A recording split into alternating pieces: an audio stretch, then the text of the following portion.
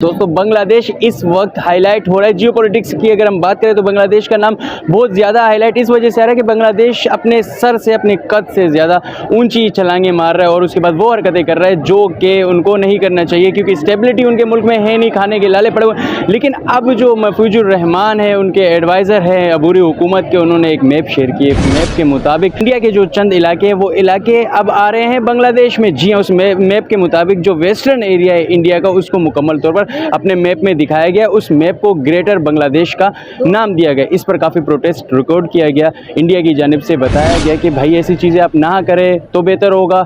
हालांकि अगर इंडिया की हम बात करें, इंडिया बहुत बड़ी ताकत है, अगर इस पर वो एक्शन लेना चाहते तो बहुत अच्छे तरीके से एक्शन ले सकते थे। लेकिन उसके बाद हम देखते हैं कि चंद ही लम्हों में वो पोस्ट डिलीट हो जाती है। तो इससे मुतल्लिक पाकिस्तानी पब्लिक रिएक्शन लेंगे कि पाकिस्तानी पब्लिक इस पर अपनी क्या राय रखती है कि बांग्लादेश ऐसे जो हरकतें कर रहा है इसका क्या मतलब बनता है और उसके बाद इस हरकतें करने की क्या ज़रूरत पेश आई। एक तो जब आपके मुल्क में खाने के लाले पड़े हुए हैं और उसके बाद आपकी स्टेबिलिटी बिल्कुल है ही नहीं आपके मुल्क में। अगर आपकी मईशत की बात करें तो मईशत तबाह बर्बाद है, खाने के लाले पड़े हुए हैं, खाना जंगी की तरफ आपका मुल्क जाने ही वाला है। और उसके बाद आप ग्रेटर बांग्लादेश की बात करते हैं तो सबसे पहले तो आपको खुद स्टेबल होना चाहिए। स्टेबल जब आप होंगे तो उसके बाद आप ऐसे इकदाम उठाए, पता भी चलता है कि हाँ भाई कोई ताकतवर मुल्क ऐसी चीज़ें कर रहा है। और अगर हम बांग्लादेश की बात करें तो बांग्लादेश को अभी जो है अपने जो अवाम है उस पर ध्यान देना चाहिए कि उनकी अवाम के जो मसाइल है उन मसाइल को हल करना चाहिए। आप नई हुकूमत है, आपकी अबूरी हुकूमत है, इलेक्शंस की बात है, इलेक्शंस तो हो नहीं रहे वहाँ पे बांग्लादेश में। हम ये सोच रहे थे कि अनकरीब इलेक्शंस होंगे क्योंकि शेख हसीना साहिबा से उनको मसाइल थे,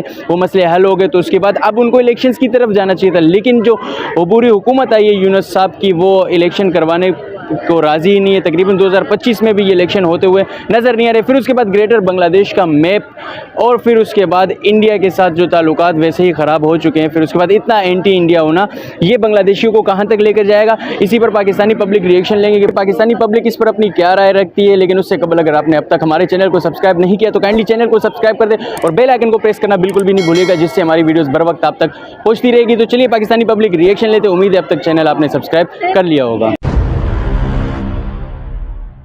अस्सलाम वालेकुम। वालेकुम सलाम। कैसी हैं आप? अल्हम्दुलिल्लाह। अच्छा बताइएगा, वैसे बांग्लादेश के अगर हम हालात की बात करें तो बांग्लादेश में खाने के लाले पड़े हुए हैं और उनकी गवर्नमेंट अपने कद से ऊंची चीज़ें करने पे तुली हुई है। और उसके बाद अगर हम अमेरिका की तरफ ध्यान दें तो अमेरिका मुकम्मल तौर पर यूनुस साहब को तो सपोर्ट कर रहे हैं। लेकिन अब ये जो ग्रेटर बांग्लादेश का मैप बनाना कि भाई बांग्लादेश इस इलाकों पर काबिज होगा, इंडिया के यहाँ ये इलाके जाते हैं जो वेस्टर्न एरिया है इंडिया का, तो आपको क्या लगता है ये क्यों कर रहे हैं? क्या मतलब इस बौखलाहट की वजह क्या मालूम होती है?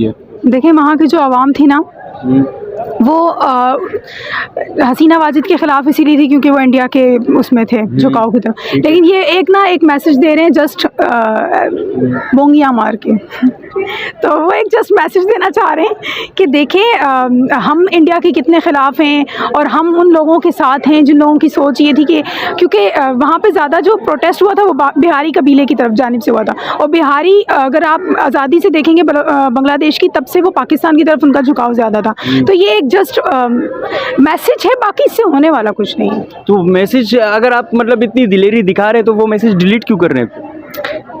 तो देखें, जिन तक पहुंचाना था उन तक काम पहुंच गया ना। हाँ। अब उसके बाद उन्होंने डिलीट कर दिया। तो नहीं, आपको नहीं लगता कि बांग्लादेश को अभी यूनुस साहब को सबसे पहले तो इलेक्शंस करवाने चाहिए, क्योंकि जमहूरियत वो कहते हैं जमहूरी निज़ाम है, तो सबसे पहले उनको इलेक्शंस की तरफ जाना चाहिए था। वो इलेक्शंस की तरफ जाते हुए क्यों नहीं नज़र आ रहे?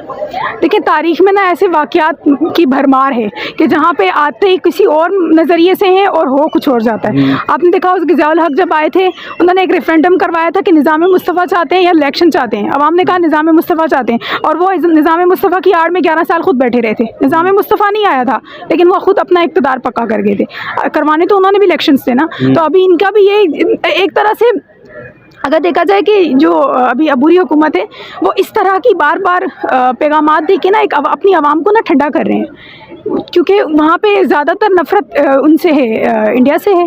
और तो वो इस तरह के मैसेजेस देखे कि आवाम का इलेक्शंस की तरफ से पूरा का पूरा ध्यान हट जाए और इन चीज़ों की तरफ डेवलप हो जाए। तो आपको लगता है डाइवर्ट हो जाए? ठीक है, आपको लगता है कि ऐसे बयानात से वो आवाम का पेट भर सकते हैं और अपनी जो उनकी इकोनॉमी है उसको स्टेबल कर सकते हैं? क्योंकि बांग्लादेश में भी आपको वैसे अपना पॉइंट ऑफ व्यू मेरा ये है कि यूनुस साहब को अब चाहिए कि बांग्लादेश की आवाम पे ध्यान दे, उनके मसाइल पर ध्यान दे, उनके जो जितने मसाइल है, ज़ाहिर है अगर इनकलाब आया उसके बाद बहुत सारे लोगों ने कुर्बानियाँ दी, उनके घरों तक जाएँ, उनके मसाइल हल करें।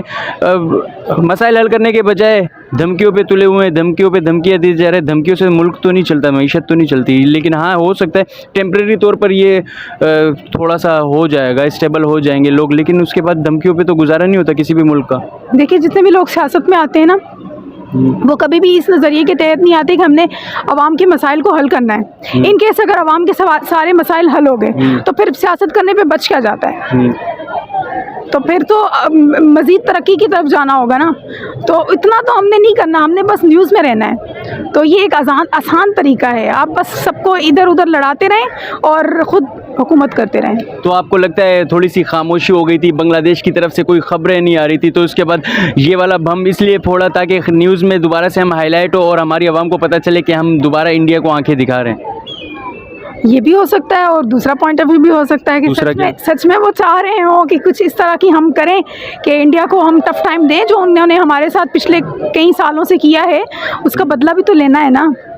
अच्छा, बदला कैसे लोगे आप? सबसे बदला लेने के लिए सबसे पहले आपको उस मुल्क के लेवल तक आना पड़ेगा ना।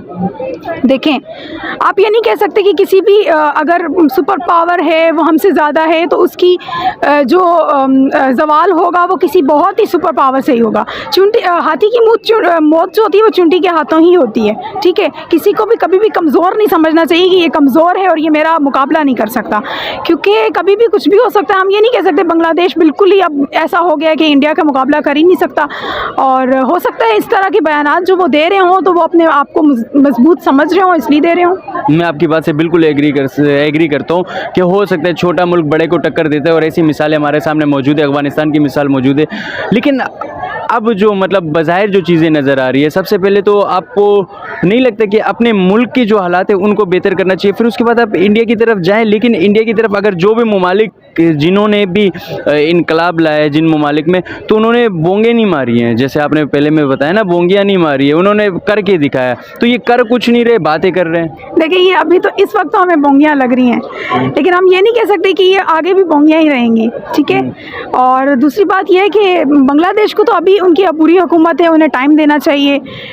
लेकिन यह है कि इस वक्त इस तरह के मामलात में अपने आप को इंटरफेयर करना या इस तरह के बयानात देना बांग्लादेश के हक़ में नहीं है, ठीक है। असल में माजरत में आपकी बात कर रहा हूँ, अबूरी हुकूमत का मतलब होता है care taker government. Care taker ऐसा होता है कि उसकी थोड़ी सी म्याद होती है, 3 महीने 6 महीने, ज़्यादा से ज़्यादा हद से हद 1 साल तक, उसके बाद उनको इलेक्शंस की तरफ जाना चाहिए। तो आपको लगता है बांग्लादेश में अब ऐसी कोई पार्टी है जिस पर बांग्लादेशी आवाम जो है वो भरोसा करेगी और उनको वोट देगी, और उसके बाद यूनुस साहब खुद नहीं आएंगे, कोई और आएगा?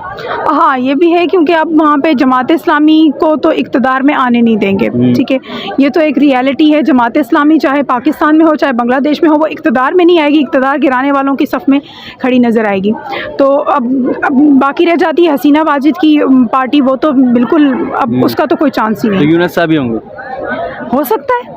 अच्छा, और दूसरी जानिब एक और चीज़ हमें देखने को मिली कि ऐसा पाकिस्तानी, आप क्या समझती है कि बताया गया यूनुस साहब की तरफ से कि 71 में जो मामलात पाकिस्तान के साथ हमारे हुए थे उनको भी हम सॉर्ट आउट करेंगे, उसमें जो भी चीज़ें थी उनको मिल बांट के उन पे बात करेंगे और उनको ख़त्म कर देंगे। और उसके बाद बांग्लादेश की बात करें, बांग्लादेश का झुकाव भी अब पाकिस्तान की तरफ ज़्यादा नज़र आ रहा है, और पाकिस्तान की तरफ से भी बांग्लादेश की तरफ काफ़ी पॉजिटिव वाइब्स हैं दोनों जानिब। हाँ, तो ये बहुत अच्छी बात है ना, हम दोनों तरफ से मिलके इंडिया को बीच में मारेंगे। जो हमारा शुरू का नज़रिया था, आप देखते हैं उसमें कितना अमल हो सकता है। अच्छा, आखिरी सवाल जिसके बाद मैं अपनी वीडियो एंड करता चलो, बहुत वीडियो तवील हो गई, तो आपको क्या लगता है इसका क्या इम्पेक्ट आएगा? आपको नहीं लगता कि अगर बांग्लादेश ऐसी धमकियाँ दे रहा है तो उसके पीछे कहीं ना कहीं अमेरिका है, क्योंकि अमेरिका होकर आए हैं ये लोग? देखें, अमेरिका तो जहाँ पे भी इंतशार होगा वहाँ पे अमेरिका ना हो, इसका तो हम कह ही नहीं सकते। तो यहाँ पे अमेरिका तो मौजूद होगा, चाहे शाम की आप देख लें, वहाँ पे भी जो इंतशार हो रहा है अमेरिका पीछे है। यूक्रेन में देखें, वहाँ पे अमेरिका ने तो ये सब कुछ करना है क्योंकि उसने अपना असला बेचना है, उसे सुपर पावर रहने के लिए मज़ीद जो कंट्रीज़ हैं उनको आपस में लड़ा के ही रखना है। तो डिवाइड एंड रूल्स तो करनी है। तो हो सकता है बांग्लादेश को इस वक्त इंडिया की जानिब, क्योंकि देखें अमेरिका जो भी मुल्क सुपर पावर होगा ना, वो कभी भी नहीं चाहेगा उसके मुकाबले में कोई और आए। तो इंडिया इस वक्त देखिए प्रोग्रेस तो कर रहा है। अब उसके मामलात ख़राब करने के लिए या तो एक साइड से पाकिस्तान को उभारा जा सकता है या दूसरी जानिब से बांग्लादेश को उभारा जा सकता है। ये दो ही ऐसी कंट्रीज़ हैं जो उनके डॉलर्स पे, उनके इशारों पे नाचने के लिए तैयार हो जाएंगे। ठीक है, हमने पहले भी उनके डॉलर्स पे जिहाद किया है, हम आगे भी जिहाद करने को तैयार हो जाएंगे। तो अब उनको अपनी देखें पीछे रह के सेफ खेलने के लिए ये दो पत्ते तो बहुत ज़बरदस्त हैं। तो हो सकता है अमेरिका चाह रहा हो ऐसा कुछ। Thank you so much for your time. Thank you. तो दोस्तों ये थे पाकिस्तानी पब्लिक ओपिनियन जो हमने आप तक पहुंचाया। उम्मीद है वीडियो आपको पसंद आई होगी और आपके नॉलेज में इजाफा हो गया होगा। इसी के साथ वीडियो में एंड करता चलूँ, लेकिन उससे पहले अगर आपने अब तक हमारे चैनल को सब्सक्राइब नहीं किया तो काइंडली चैनल को सब्सक्राइब कर दें और बेल आइकन को प्रेस करना बिल्कुल भी नहीं भूलिएगा, जिससे हमारी वीडियोस बर वक्त आप तक पहुंचती रहेगी। आपकी सपोर्ट मस्ट है, अपनी सपोर्ट दिखाए ताकि हम मजीद ऐसी अच्छी वीडियोस आप तक पहुँचाते रहे। इसी के साथ मैं अपनी वीडियो का करता हूँ अख्तिताम। अल्लाह हाफिज़, अल्लाह निगहबान।